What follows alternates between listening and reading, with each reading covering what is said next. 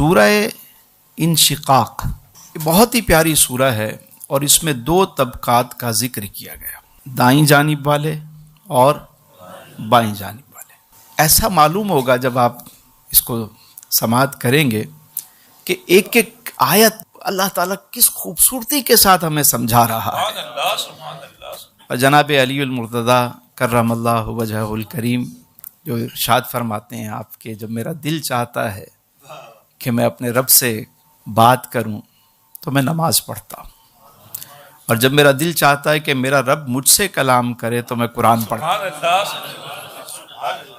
ایسا لگتا ہے آپ کو رب سمجھا رہا ہے، اور کس محبت سے، پیار سے۔ چونکہ یہ مکی سورہ ہے اور اس کا پس منظر یہی ہے کہ چونکہ مکے میں اس وقت مشرکین ستاتے بھی تھے، بات سنتے نہیں تھے، مذاق اڑاتے تھے، اس پس منظر میں یہ سورہ مبارکہ نازل ہوئی۔ اسے سماعت کیجئے۔ بسم اللہ الرحمن الرحیم۔ اللہ رب العزت نے ارشاد فرمایا، اذا السماء انشقت، جب آسمان پھٹ جائے گا، وآذنت لربها وحقت، اور اپنے رب کا حکم بجا لائے گا، اور اس پر یہی لازم ہے۔ وَإِذَا الْأَرْضُ مُدَّتْ، اور جب زمین کھینچ کر پھیلا دی جائے گی۔ حشر کا بیان ہو رہا ہے، قیامت کا بیان ہو رہا ہے۔ وَأَلْقَتْ مَا فِيهَا وَتَخَلَّتْ، اور اپنا سب کچھ اگل دے گی۔ وَتَخَلَّتْ، اور بالکل خالی ہو جائے گی۔ وَآذِنَتْ لِرَبِّهَا وَحُقَّتْ، اور اپنے رب کا حکم بجا لائے گی، اور اس پر یہی لازم ہے۔ زمین کا ذکر ہوا اور آسمان کا۔ آسمان کب سے ہے؟ ہمیں معلوم ہے آسمان کب بنا، کتنی صدیاں ہو گئیں، کتنا عرصہ ہو گیا۔ آپ جب کسی عمارت کو دیکھتے ہیں، 100 سال 200 سال پرانی کوئی عمارت، کوئی ہسٹوریکل پلیس ہم دیکھتے ہیں تو دیکھتے ہیں اس کے صرف کھنڈرات باقی ہوتے ہیں، یا کہیں نہ کہیں دوبارہ سے رینوویٹ کیا گیا ہوتا ہے، لیکن وہ عمارت دیکھ کے اندازہ ہو جاتا ہے کہ بہت پرانی عمارت ہے۔ آسمان کو دیکھ کے کہیں سے لگتا ہے پرانا ہے، کوئی بوسیدہ ہو گیا ہو، یار کمزور ہو گیا ہو، نہیں، اسی طرح تر و تازہ، جیسے جب دیکھیں بالکل لگتا ہے ابھی بنا ہے۔ یہ کسی انسان نے عمارت تھوڑی بنائی ہے، تو خالق کائنات نے آسمان اور یہ قائم ہے، لیکن جب یہ پھٹے گا تو اپنے رب کے حکم سے پھٹے گا۔ دیکھیں زمین میں آپ دیکھیے کہ زمین کب سے ہے، چلی آ رہی ہے۔ ایک وقت آئے گا کہ جب زمین کھینچ کر پھیلا دی جائے گی، جب قیامت کا دن آئے گا تو آسمان پھٹ پڑے گا اور فرشتے اتریں گے، جیسے بادل پھٹتے ہیں بارش ہوتی ہے، ایسے آسمان پھٹے گا، فرشتے اتریں گے، اور قیامت کا دن جو ہے وہ قائم ہوگا، اس کا ذکر کیا جا رہا ہے۔ اور زمین کو جیسے ہم دسترخوان بچھاتے ہیں سیدھا کر کے، ابھی تو زمین ہموار نہیں ہے، کہیں پہاڑ ہیں، کہیں اونچی نیچی جگہ ہے، لیکن اس دن زمین بالکل سیدھی کر دی جائے گی۔ وَأَلْقَتْ مَا فِيهَا وَتَخَلَّتْ، اور اپنا سب کچھ اگل دے گی اور بالکل خالی ہو جائے گی، جیسے کوئی اگل دیتا ہے سب خالی، اس کے اندر جو خزینے ہیں، جو دفینے ہیں، سب نکال کے پھینک دے گی۔ سونا، چاندی، ہیرے، جواہرات، فورن کرنسی، جو کچھ بھی لوگوں نے چھپا کے رکھا ہوا ہے، جس کے لیے لوگ مرتے ہیں، قتل کر دیتے ہیں، سب نکال کے پھینک دے گی، اور اس دن کوئی ان کے پیچھے نہیں جائے گا اٹھانے۔ یہ جیسے آج ہمارے ہاں کہیں آئل نکل آیا تو اس پہ قبضہ کرنے کو لوگ دوڑ پڑتے ہیں، وہاں یہ نہیں ہوگا کہ خزانے اس نے سارے نکال دیے، اس کے پیچھے کوئی نہیں جائے گا، اس دن تو اپنی اپنی ہوگی۔ اور آپ دیکھیے یہ زمین جب تک مالک کا حکم ہے ہماری کیسے تواضع کر رہی ہے، اور چاند سورج ایک روشنی کی مانند اپنی ڈیوٹی پر ہیں، ہر چیز اپنے مدار میں کام کر رہی ہے، لیکن جب اس کا حکم ہوگا تو یہی آسمان پھٹ جائے گا، زمین سیدھی ہو جائے گی۔ تو اللہ تعالیٰ جو سمجھانا چاہ رہا ہے انسان کو، وہ کیا میسیج ہے کہ اے میرے بندے دیکھ، یہ آسمان بھی میرا حکم سنتا ہے اور مانتا ہے، زمین بھی میرا حکم مانتی ہے، تو انسان ہو کہ میری بات نہیں مانتا؟ اس کے لیے تو میں نے کچھ نہیں بنایا آسمان کے، یہ ساری چیزیں پوری کائنات اگر مسخر کی ہے تو انسان کے لیے کی ہے نا. لوگ آتے ہیں بھائی کائنات کو مسخر کرنے کا کوئی عمل بتائیں, کوئی وظیفہ. ارے اللہ نے تو پہلے ہی مسخر کر دی, تمہیں مسخر کرنا ہی ہے تو اپنے آپ کو مسخر کرو, اپنے نفس کو مسخر کرو, اپنی ذات کو مسخر کرو. پھر فرمایا یا ایھا الانسان. اب یہاں انسان کی بات ہو رہی ہے, مسلمانوں کی ایک جنرل بات ہو رہی ہے. یا ایھا الانسان انک کادح الی ربک قدحا فملاقیہ. اے انسان تو مشقت اٹھاتا ہوا اپنے رب کی طرف بڑھ رہا ہے, یہاں تک کہ اس سے جا ملے گا. اب ایک اور بات سمجھائی جا رہی ہے, یہاں ہر ایک بندہ مشقت اٹھا رہا ہے. ماں کے پیٹ میں بچہ ہوتا ہے تو مشقت اٹھاتا ہے, جب دنیا میں آتا ہے تو تکلیف سے نہیں آتا, مشقت سے ہی آتا ہے نا. ہنستے ہوئے کوئی آیا ہے, روتے ہوئے آتا ہے.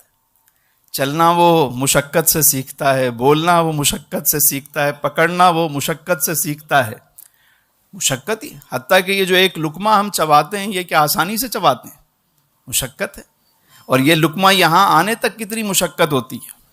تو مشقت میں پیدا کیا گیا انسان کو, مشقت اٹھاتا ہے.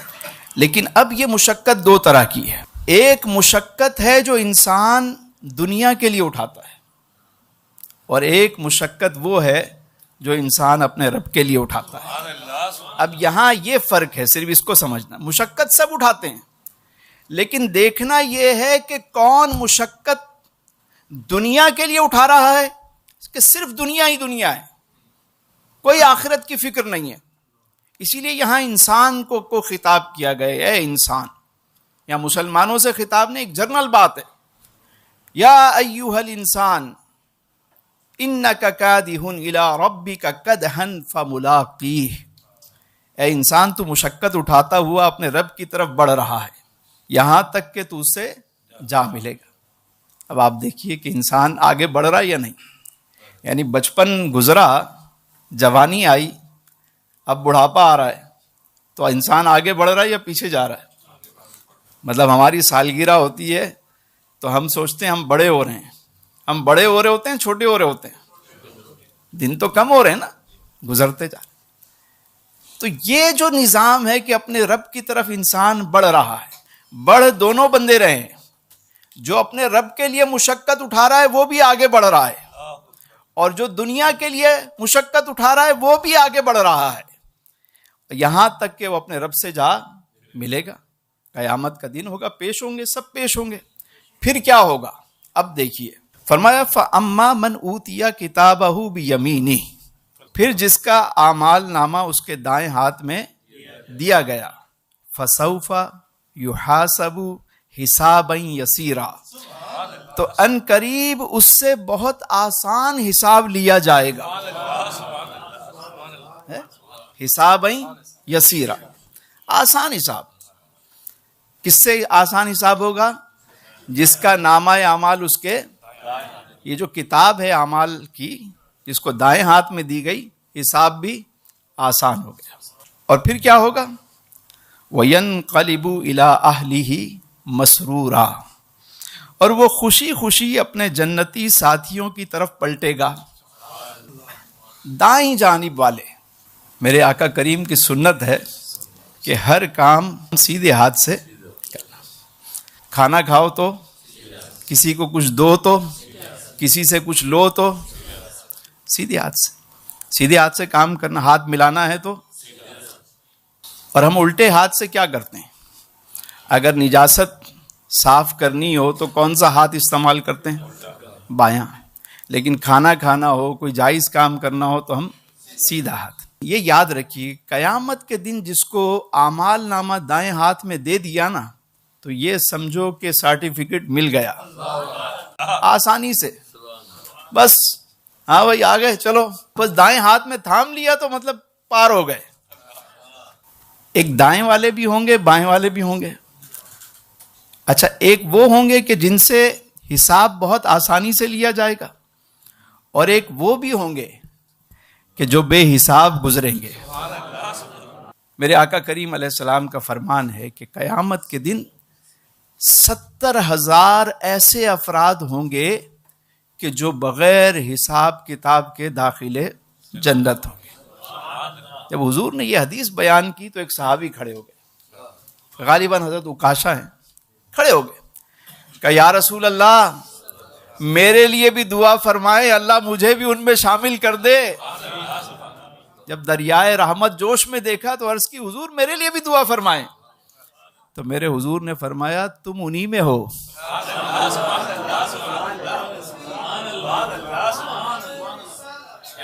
مجھے حساب کتاب ویسے بھی نہیں آتا، اور میں ہمیشہ دعا کرتا ہوں اے اللہ تو بے حساب ہی بخش دینا، حساب مجھے آتا نہیں ہے، بے حساب بخش دے۔ امتحان کے کہاں قابل ہوں میں پیارے اللہ، بے سبب بخش دے مولا تیرا کیا جاتا ہے، تو بخش دے گا تیرا کیا چلا جائے گا۔ دعا کیا کرو اے اللہ نامہ اعمال دائیں ہاتھ میں ملے، اے اللہ حساب آسان ہو۔ جو دنیا میں آسانیاں بانٹتے ہیں انہیں وہاں بھی آسانی نصیب ہوگی۔ ایک تو ہے آسانی والے ہیں اور پھر اس سے آگے والے جو بے حساب معاف کر دیتے ہیں۔ کیا آسانی دینا یا معاف کر دو، چلو۔ ایک تو یہ ہے کہ ٹھیک ہے حساب ذرا کیا آسانی، ایک چلو کوئی نہیں ختم کرو۔ جو لوگ کہتے ہیں نا نہیں ہم معاف نہیں کریں گے، ہم تو وہاں حساب لیں گے، اللہ اکبر، جس سے تم وہاں حساب لینے کی بات کرتے ہو اگر اس نے بھی تم سے وہیں حساب مانگ لیا اور جرمدار تم نکلے تو کیا کرو گے؟ ہمیں تو 1 سال کی بات یاد نہیں ہوتی، کون حساب دے گا ساری زندگی کا؟ تو معاف کر دیا کرو۔ میرے مالک میں راضی ہو گیا، میں تجھ سے راضی، تیری مخلوق سے راضی، تیرے بندوں سے راضی، تو بھی مجھ سے راضی ہو جا۔ اے اللہ میں تیری رضا کی خاطر سب کو معاف کرتا ہوں، تو بھی مجھے معاف کر دے، میرے دل کو صاف کر۔ حساب یسیرا، آسانی کس کو ملے گی؟ جو آسانیاں بانٹے گا۔ جو دنیا لوگوں کی زندگی میں مشکلات پیدا کرے گا اس کو کیا آسانی ملے گی؟ تو آسانیاں بانٹیں اور دعا مانگیں گے اللہ مجھے بھی آسانیاں عطا فرما۔ وَيَنْقَلِبُ إِلَىٰ أَهْلِهِ مَسْرُورًا۔ اب جب منظر دیکھیے، دائیں ہاتھ میں اسے نامہ اعمال ملا، کہا بھائی چلو ہو گئے حساب آسان۔ اب وہ وہیں سے جیسے ہی اعمال نامہ دائیں، وہ وہیں سے اپنے ان دوستوں کو دیکھے گا جو پار کھڑے ہوئے انتظار کر رہے ہیں۔ وَيَنْقَلِبُ إِلَىٰ أَهْلِهِ مَسْرُورًا، اور وہ خوشی خوشی اپنے جنتی ساتھیوں، اپنے احباب کی طرف پلٹے گا۔ جیسے آپ دیکھتے ہیں نا کہیں یونیورسٹی میں کبھی کوئی تقریب ہو رہی ہو اور کسی کو سند دی جائے تو وہ سب سے پہلے پکڑتا ہے اور سب سے پہلے اپنے اعزا اقربا کو دیکھتا ہے، اوہ ہاتھ ہلاتا ہے۔ یا کہیں 8-10 دوست گئے امیگریشن پہ، اب وہ 2-4 نے امیگریشن کراس کیا، وہ انتظار کر رہے ہیں، اب یہ لائن میں لگا ہوا ہے، اب انہیں بھی فکر ہو رہی ہے، یہ بھی پریشان ہے، لیکن جیسے ہی امیگریشن کراس کی اس نے وہیں سے ہاتھ ہلا دیا، آ رہا ہوں میں۔ تو اسی لیے بابا جی کہتے تھے پار والوں سے دوستی رکھو، انتظار کریں گے تمہارا وہاں پہ۔ تمہارے اہل خانہ میں سے جنتی اہل خانہ ہو تو سارے ہی پار کھڑے ہوں گے، اور صرف یہی نہیں بلکہ وہ لوگ جن سے ہم دنیا میں محبت کر رہے ہیں وہ بھی وہاں کھڑے ہو کر انتظار کر رہے ہوں گے، اور وہ حور و غلماں جو جنت میں اللہ عطا کرے گا وہ سب کھڑے ہو کے استقبال کر رہے ہوں گے۔ ادھر نامہ اعمال دائیں ہاتھ میں آیا اور ادھر انہوں نے ویلکم کیا، دوڑتے ہوئے یہ ان کے پاس پہنچے گا۔ وَيَنْقَلِبُ إِلَىٰ أَهْلِهِ مَسْرُورًا، اور وہ خوشی خوشی اپنے جنتی ساتھیوں کی طرف پلٹے گا۔ کون؟ جو اللہ کے لیے مشقت اٹھاتا ہے۔ پھر فرمایا وَأَمَّا مَنْ أُوتِيَ كِتَابَهُ وَرَاءَ ظَهْرِهِ، اور رہا وہ جسے اس کا اعمال نامہ اس کی پیٹھ کے پیچھے سے دیا گیا، پشت پہ دلا کے دیا جائے گا۔ اللہ اکبر۔ تو کیا ہوگا؟ جیسے ہی اسے پیٹھ کے پیچھے سے بائیں ہاتھ میں اعمال نامہ دیا جائے گا تو یہ علامت ہے کہ یہ دوسرے طبقے میں سے ہو گیا۔ تو جیسے ہی اسے یہ ملے گا تو وہ شرم کے مارے وہ یہ تمنا کرے گا فَسَوْفَ يَدْعُو ثُبُورًا، تو ان قریب وہ موت کی دہائی دے گا کہ اس سے اچھا ہے مجھے موت آ جائے۔ اب تو گھبرا کے کہتے ہیں کہ مر جائیں گے، مر کے بھی چین نہ پایا تو کدھر جائیں گے. موت نہیں آئے گی, وہ تمنا کرے گا میں مر جاؤں, نہیں. فرمایا وَيَصْلَىٰ سَعِيرًا, اور جا پڑے گا بھڑکتی ہوئی آگ میں. بائیں ہاتھ والا جو ہوگا پشت کے پیچھے سے, اور پھر وہ تمنا کرے گا لیکن اسے موت نہیں آئے گی, اور اٹھا کر جہنم میں ڈال دیا جائے گا. اِنَّهُ كَانَ فِي أَهْلِهِ مَسْرُورًا, بے شک وہ دنیا میں اپنے احباب میں بڑا ہی خوش رہتا تھا. وہ شخص کون تھا؟ جو دنیا میں مگن رہتا تھا. روز پارٹیاں ہو رہی ہیں, آج یہاں کرپشن کر لی, آج وہاں کر لی, اس کا حق مار لیا, اس کا حق مار لیا, رات کو پارٹی ہو رہی ہے. ہائے ہائے ہائے. اِنَّهُ ظَنَّ أَن لَّن يَحُورَ, اسے لگتا تھا کہ وہ اپنے رب کی طرف کبھی نہیں لوٹے گا. اللہ اکبر. یعنی وہ یہ سمجھتا تھا مجھے جانا ہی نہیں ہے. اس شہر میں گھر, اس شہر میں گھر, اتنا بینک بیلنس, اتنا سب کچھ. دیکھیں, اپنے گھر والوں کے ساتھ خوش رہنا کوئی غلط بات نہیں, مگر اس نقطے کو سمجھیں. حضور نے فرمایا میں سب سے اچھا وہ ہے جو اپنے گھر والوں کے ساتھ اچھا ہے, جس کا اخلاق اچھا ہے. خوش رہنے سے منع نہیں کیا گیا, اس خوشی سے منع کیا گیا جو تمہیں رب سے غافل کر دے. اللہ خوشیاں دے, شکر بڑھاتے چلے جاؤ, سجدہ بڑھاتے چلے جاؤ. جتنا زندگی میں خوشیاں آئیں اتنا شکر بڑھاتے چلے جاؤ. لیکن وہ خوشی جو تمہیں تمہارے رب سے غافل کر دے, وہ لوگ جو روز پارٹیاں کر رہے ہوتے ہیں بیٹھ کے, رقص و سرور کی پارٹیاں, وہ یہ سمجھتا ہے کہ میں نے تو کبھی جانا ہی نہیں ہے. بلا ان ربہ کان بہ بصیرا, ہاں ہاں ضرور لوٹے گا, بے شک اس کا رب سب کچھ بخوبی دیکھ رہا ہے. کیا ہمیں لگتا ہے کہ وہ دیکھ رہا ہے؟ دل پہ ہاتھ رکھ کے بتائیں. وہ تو فرما رہا ہے میں سب کچھ دیکھ رہا ہوں, بلکہ یہی نہیں صرف دیکھ رہا ہے, انہ علیم بذات الصدور, جو ہمارے دلوں میں وسوسے خیالات پیدا ہوتے ہیں وہ ان سے بھی واقف ہے. اتنا قریب ہے وہ. کیا ہمیں لگتا ہے وہ دیکھ رہا ہے؟ لگتا ہے؟ کبھی یہ فیل آتی ہے؟ دل پہ ہاتھ رکھ کے بتا. یہ دو فرشتے ہیں ساتھ ساتھ, ہر چیز لکھ رہے ہیں, اس کے علاوہ وہ خود دیکھ رہا ہے. ہر چیز کا احاطہ کیے ہوئے اس کی قدرت نے. کون سی چیز اس سے مخفی ہے؟ اندھیری رات میں, اندھیرے پتھر کے نیچے, اندھیری غار میں کوئی سیاہ, کوئی کیڑا ہو, وہ اس کو بھی دیکھتا ہے, اس کی بھی سنتا ہے. کیا چھپا ہوا ہے اس سے؟ بس ہمیں یقین جس دن ہو گیا نا میرا رب دیکھ رہا ہے, اس دن کبھی بھی انسان کوئی غلط کام. عجیب بات ہے, ادھر بیٹھ کر نماز پڑھ رہے ہیں اور دعا مانگ رہے ہیں, اور ادھر بیٹھ کر رشوت لے رہے ہیں. جو یہاں تمہیں دیکھ رہا ہے وہ وہاں نہیں دیکھ رہا. اسی دکان میں وہاں بیٹھ کر مصلی بچھایا, نماز پڑھ لی, اور وہیں ہیرا پھیری کر رہے ہیں. جب تک ظاہر اور باطن ایک نہ ہو, اس بات پر ہمیں بھی یقین ہونا چاہیے کہ وہ دیکھ رہا ہے. ہم جانتے تو ہیں کہ ماننے والے اور لوگ ہوتے ہیں. تو قرآن جھنجھوڑ جھنجھوڑ کے ہمیں یہ ساری باتیں بتا رہا ہے. اب یہاں سے ایک الگ موضوع شروع ہوا. فرمایا فلا اقسم بالشفق, سو مجھے قسم ہے شفق کی, واللیل وما وسق, قسم ہے رات کی اور ان کی جو اس میں سمٹ آئیں, والقمر اذا اتسق, قسم ہے چاند کی جب وہ ماہ کامل بن جائے, لترکبن طبقا عن طبق, تمہیں ہر حال میں درجہ بدرجہ آگے بڑھنا ہے. اب اللہ نے 3 قسمیں بیان فرمائیں. پہلی قسم فلا اقسم بالشفق.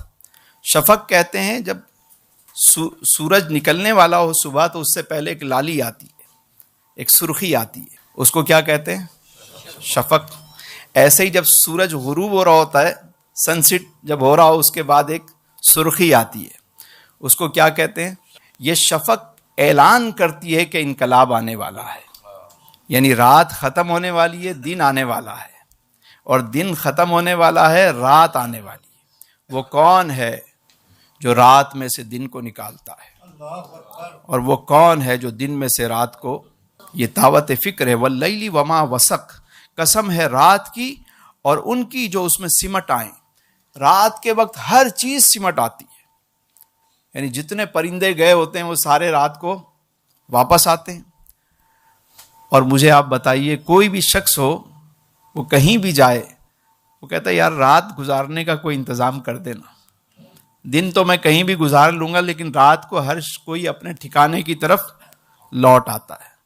تو فرمایا والقمر اذا اتسق, قسم ہے چاند کی جب وہ ماہ کامل بن جائے. چاند کی پہلی تاریخ کو دیکھیں گے باریک لکیر, ارے بھائی چاند نظر آیا یا نہیں, لیکن آہستہ آہستہ وہی چاند بڑا ہونا شروع ہو جاتا ہے اور پھر یہاں تک کہ ماہ کامل بن جاتا ہے. 14ویں کا چاند ہم کہتے ہیں. شعراء نے تو قلم توڑ دی 14ویں کے چاند پر.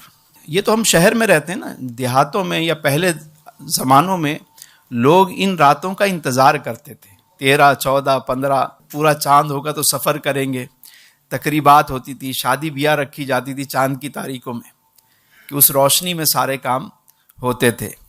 تو اللہ نے یہ بات بتائی کہ دیکھو چاند کیسے گھٹتا اور بڑھتا ہے, رات اور دن کیسے یہ ساری چیزیں ہیں. پھر دیکھو لَتَرْكَبُنَّ طَبَقًا عَنْ طَبَقٍ, تمہیں ہر حال میں درجہ بدرجہ آگے بڑھنا ہے. ہم کہاں جا رہے ہیں؟ آگے کی طرف. کس طرف جا رہے ہیں؟ اپنے رب کی طرف. ہر حال میں آگے بڑھنا ہے. اور یہ تسلی بھی دی اپنے محبوب کو, محبوب کے چاہنے والوں کو, کہ درجہ بدرجہ آگے بڑھو گے. یہ مشکلات وقتی ہیں, اے میرے محبوب کے چاہنے والوں تم نے آگے ہی بڑھنا ہے. یہ وقتی ساری چیزیں ہیں. یہ ظلم و ستم کی آندھیاں ہمیشہ تو کوئی شے یہاں نہیں ہے نا.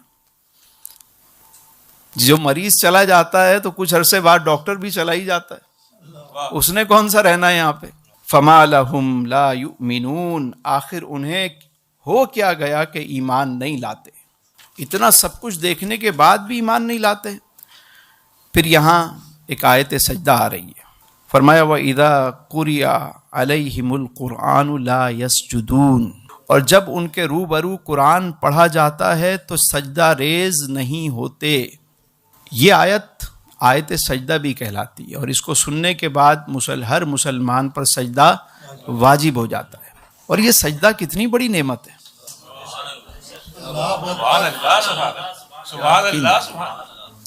سجدے کی توفیق ملنا. ہم سجدہ کس کو کرتے ہیں؟ کعبے کو کرتے ہیں. کس کو سجدہ کرتے ہیں؟ کعبے کو تو سجدہ نہیں کرتے.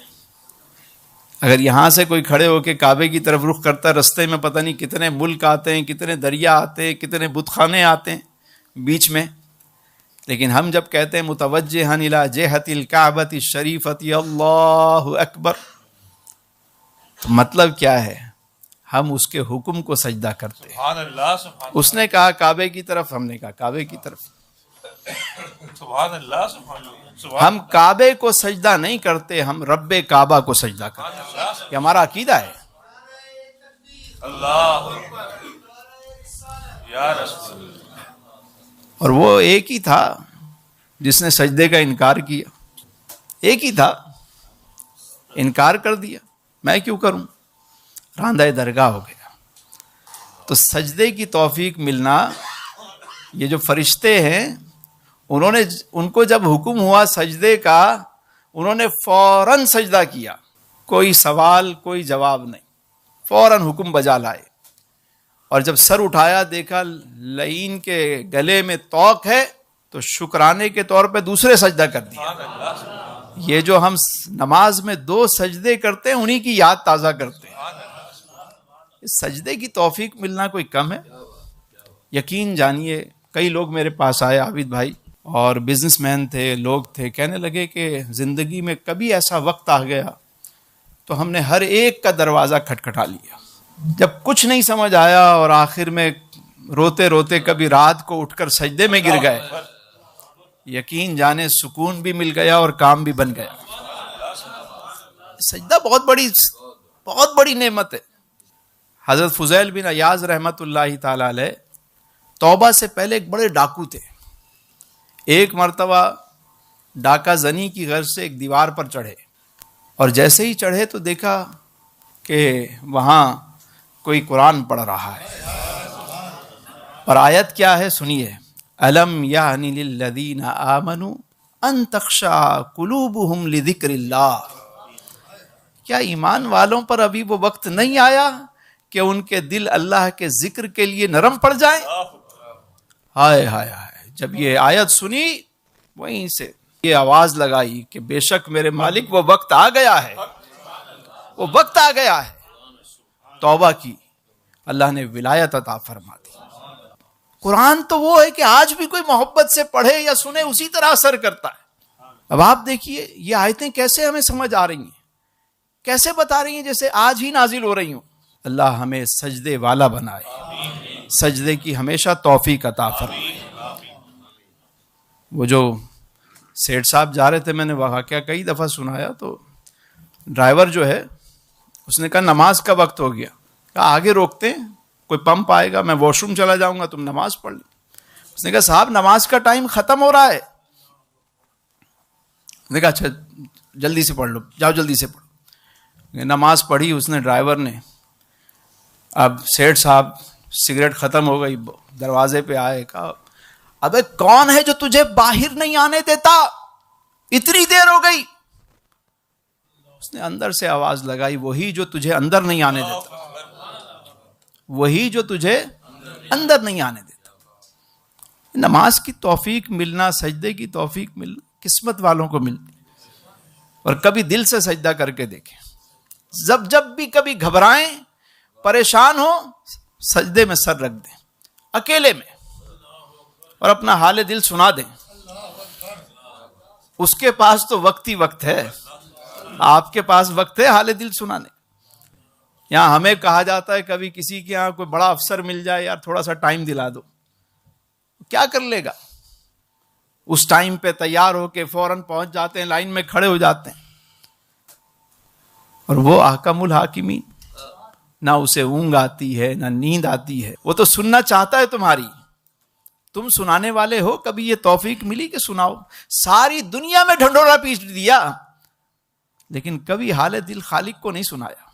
بل الذین کفروا یکذبون، بلکہ بجائے ماننے کے یہ کافر اسے جھٹلاتے ہیں۔ واللہ اعلم بما یوعون، اور اللہ خوب جانتا ہے جو کچھ انہوں نے دلوں میں بھر رکھا ہے۔ فبشرہم بعذاب علیم، اور اے حبیب مکرم، اب یہاں دیکھیے اپنے محبوب کی دلجوئی کی گئی۔ فبشرہم بعذاب علیم، وہ جو کفار مکہ کہتے تھے نا کہ اگر آپ سچے نبی ہیں تو عذاب آئے، پہلے کی امتیں نبی کو نہیں مانتی تھیں، ان پر عذاب آتا تھا۔ آپ کہتے ہیں کہ آپ سچے نبی ہیں، ہم آپ کو نہیں مانتے، ہم پہ بھی عذاب آئے۔ کبھی وہ مذاق اڑاتے، کبھی ٹھٹھا کرتے، کبھی بھپتیاں کستے۔ تو اللہ نے فرمایا فبشرہم بعذاب علیم، اے حبیب مکرم ان لوگوں کو دردناک عذاب کی خوشخبری سنا دیجئے۔ ان قریب ان کے ساتھ ہونے والا کیا ہے؟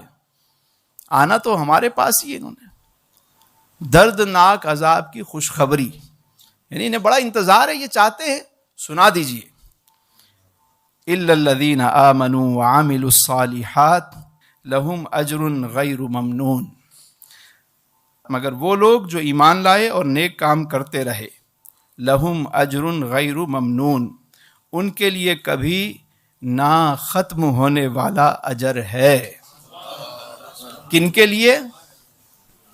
کن کے لیے؟ جو ایمان لائے اور ایمان، جہاں بھی قرآن میں ذکر ہوا ایمان کا، اس کے ساتھ نیک اعمال کی بات ہے۔ بس کوشش کریں کہ جب بھی نیکی کا موقع ملے، وہ کہتے ہیں نیکی کر دریا میں ڈال۔ ہمارے ہاں لوگ کہتے ہیں یار ہم نے اس کے ساتھ نیکی کی، اس کے ساتھ نیکی کی۔ تو بھائی صاحب آپ نے نیکی کس کے لیے کی؟ لوگوں کو دکھانے کے لیے کی یا اللہ کے لیے کی؟ اللہ کے لیے کی تو اجر وہ آپ کو دے گا۔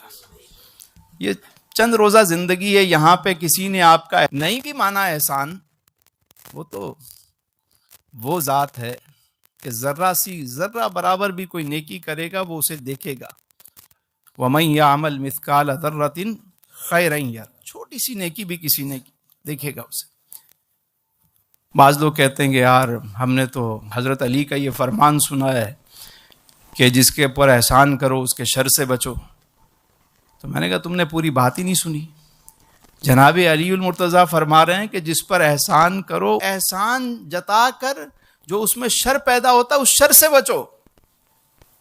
اپنے اس احسان کو جتا کر ضائع نہ کرو، اس میں شر بھی چھپا ہوا ہے، اللہ کے لیے نیکی کرو۔ یہاں تو ذرا سا کسی نے کوئی نیکی کا کام کیا، فوراً سوشل میڈیا پہ راشن کا تھیلا دیا تو فوراً لگا دو، کسی کی کوئی مدد کی تو فوراً لگاؤ۔ بھائی وہ بات ٹھیک ہے، نیکی کر اور اجر ملے گا تجھے، یقین رکھ۔ اور وہاں جب لوگ اپنی نیکیوں کو دیکھیں گے، دعاؤں کی قبولیت دیکھیں گے، تو وہ کہیں گے دنیا میں ہماری کوئی دعا قبول ہی نہ ہوتی، ایسے ایسے اجر ملیں گے۔ اور یہ قرآن ہمیں انہی باتوں کی دعوت دے رہا ہے۔ اللہ تعالیٰ سے دعا ہے ہمیں نور قرآن سے ہمارے قلوب و اذہان کو منور فرمائے۔